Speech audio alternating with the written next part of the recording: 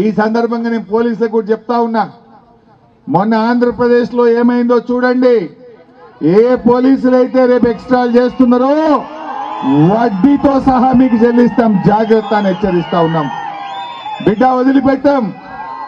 మంచికి మంచి అన్యాయంగా కేసులు పెడితే, అక్రమంగా కేసులు పెడితే, మా కార్యకర్తలను అకారణంగా ఇబ్బంది పెడితే రేపు ఆ పోలీసులకు తగిన శాస్తి చేయడం జరుగుతుందని చెప్పి కూడా ఈ సందర్భంగా హెచ్చరిస్తా ఉన్నాం. మీరు పోలీసులు ఒక పార్టీకి కాదు, రాజ్యాంగానికి లోబడి పనిచేయాలి, చట్టానికి లోబడి పనిచేయాలి.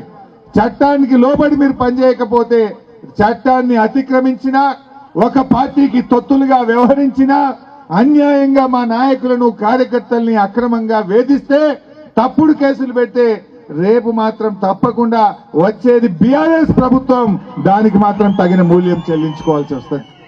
వీటన్నిటి మీద ఎంక్వైరీలు పెడతాం, తప్పకుండా మీ మీద తగిన చర్య కూడా తీసుకుంటామని చెప్పి కూడా చెప్తా ఉన్నా.